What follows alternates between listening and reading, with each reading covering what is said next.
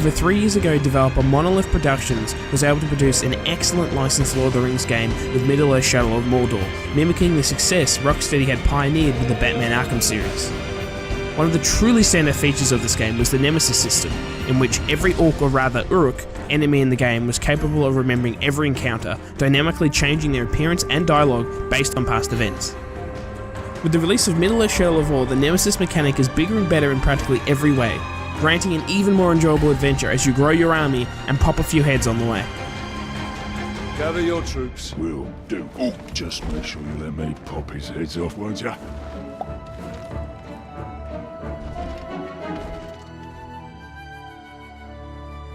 Shadow of War immediately picks up from where the last game ended, with the forging of a new ring of power to rival Sauron's.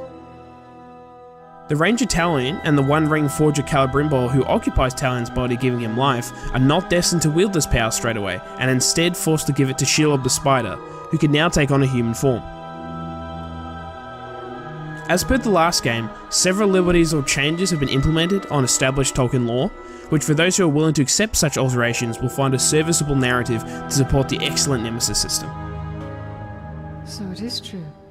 Brand new characters are introduced, such as the Blade of Galadriel, Iltariel, a Gondorian warrior named Baranor, or Kanan, a powerful creature who features a deep connection to the earth. Fire to come.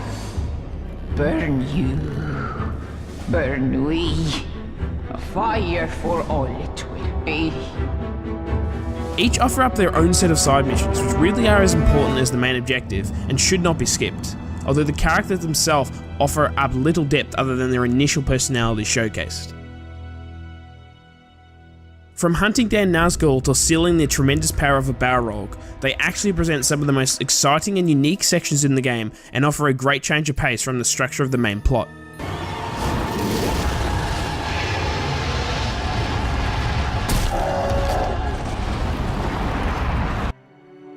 The first act of the game is essentially a tutorial section in which you are slowly introduced to this game's mechanics, characters, and world. You're restricted to Minas Ithil, a city under siege with the destined fate to become Minas Morgul. Send the Nazgûl. All of them. I found this opening section a bit too slow, having already experienced the first game, and wishing I could go straight into using the domination ability to capture Uruks. It does work, however, as a good way to become used to the two main combat options that Shadow of War offers. The combo-based action combat is featured once again, where dodging, countering, stunning, and striking your way through enemies is enjoyable as ever as you build your way up to an instant kill finisher or an explosive bow shot. There is a bigger emphasis on the more powerful moves this time around due to the increased amount of enemies being thrown at you, but the abilities you gain as you level up allow town to become a lot stronger than before. The ability tree is relatively complex and has a variety of key traits to unlock, and then as you increase your character's level, new upgrades are made available to purchase for these traits. Your character levels up by practically doing everything in this game, although typically doing a main or side story mission does net a lot more experience overall. Growing your strength is essential in this game, as other than learning additional abilities, the new gear-based system will always match your current level or below, and recruitment of Uruks cannot be done unless they are equal or less than your level. The gear system itself is implemented well, with the quality of loot ranging from normal to legendary, offering unique abilities for equipping gear for the same set, and you definitely feel empowered as you progress through the story and your appearance becomes more epic. A little disappointing is the fact that this gear doesn't apply across to cinematics, causing it to be a bit jarring when Talon rapidly changes outfits between scenes.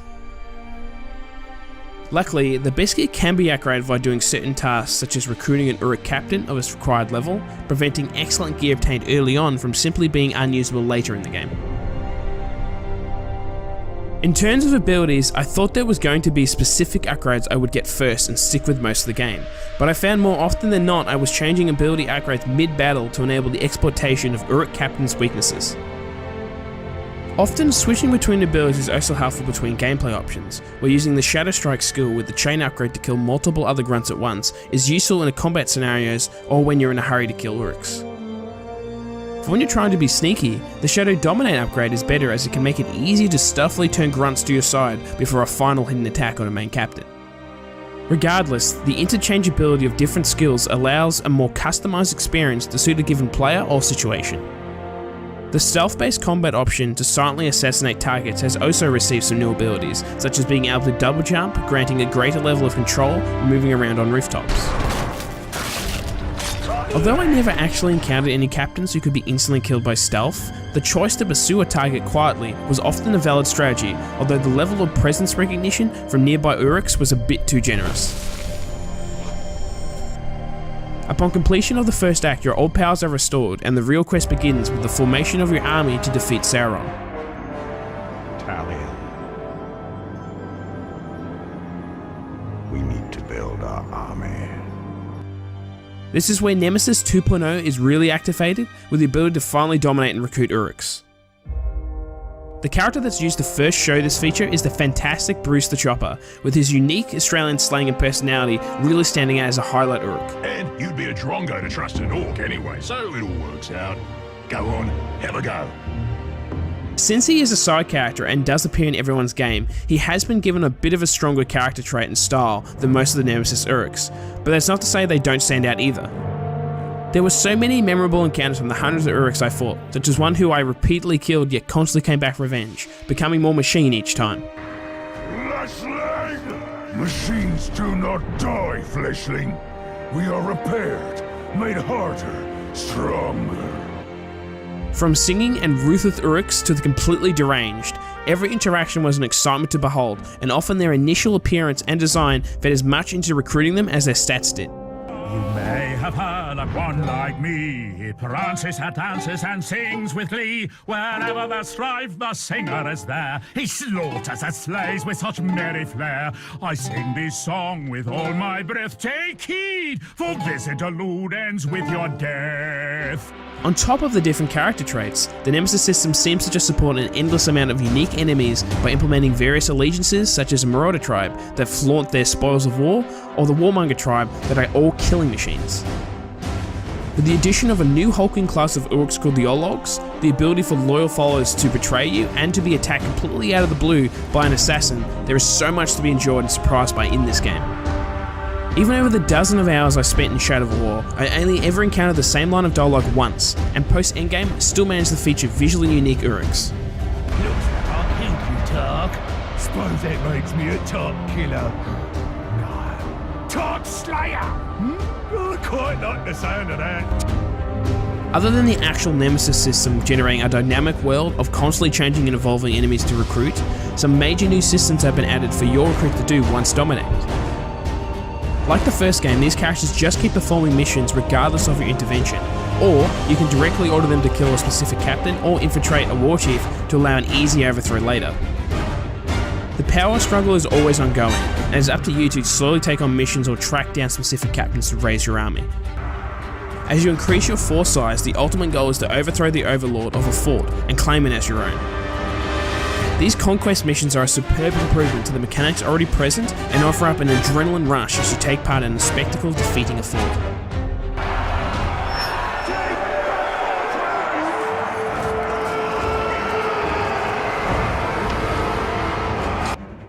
This was such a logical next step for this franchise, and other than the significant growth in the Nemesis system, are the best thing about this game.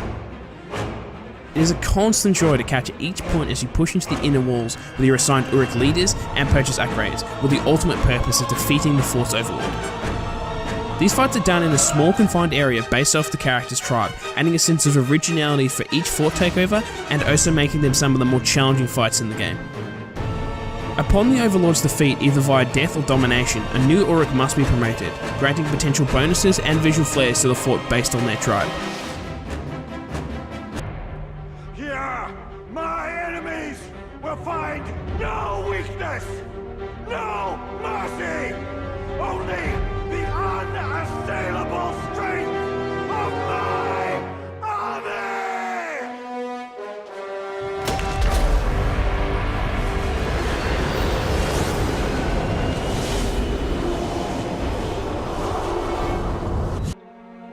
There are multiple fortresses throughout Mordor, all of which feature their own unique landscape and side quests to do.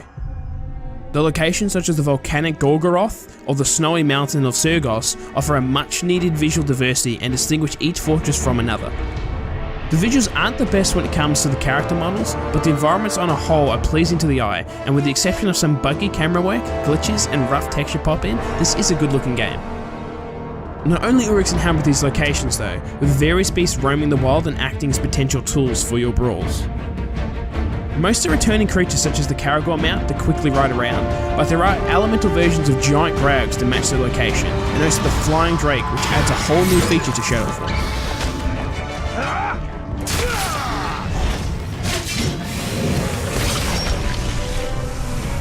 Drakes can be mounted or flown, allowing you 4x sense of movement as you fly around locations or bombard enemies from the air, creating some of the best cinematic moments in the game.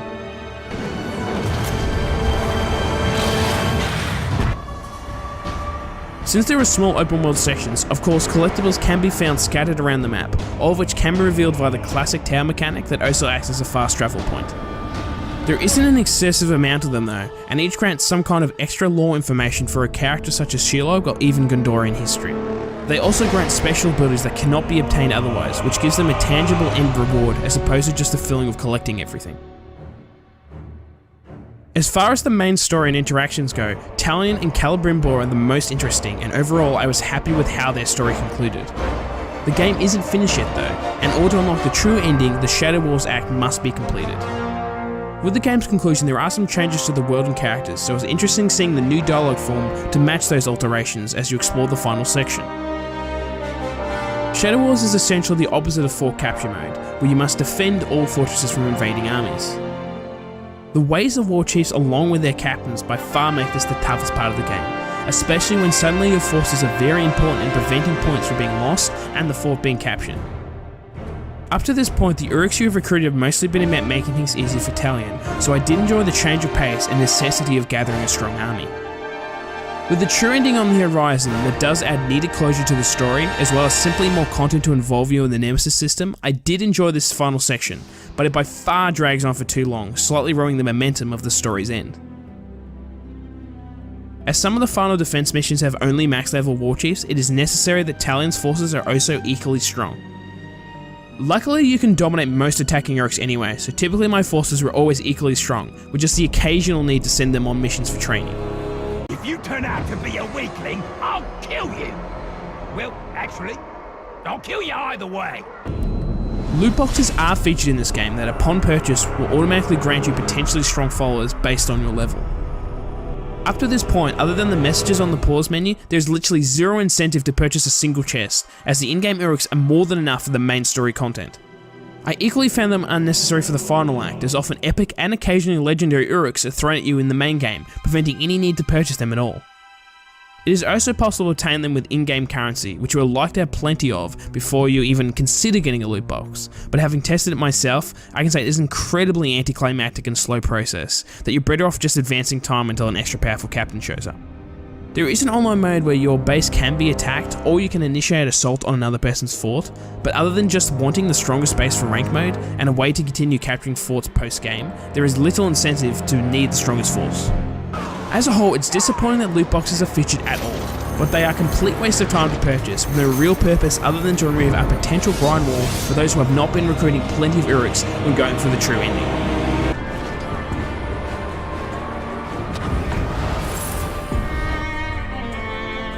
With Middle-earth Shadow of War, Monolith Productions have managed to pull off a mostly successful sequel thanks to the excellent improvements to the already compelling Nemesis system. Although the game does stumble at times with its often simplistic characters, bugs, and bad pacing, the pure joy of avenging your death or a fallen comrade with Talion's overpowered abilities in Middle-earth is exciting from start to finish. So many times I couldn't help but be caught up in how awesome it was to dominate a variety of unique Uruks and using them to amass an extreme army to be led into battle. Shadow of War truly captures the adrenaline rush of epic-scale fantasy conflicts that were present in Lord of the Rings, and manages to offer up an experience that will not be forgotten.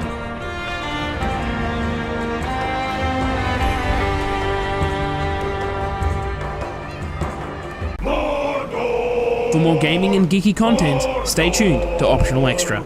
Home of the fearsome, home of the brave.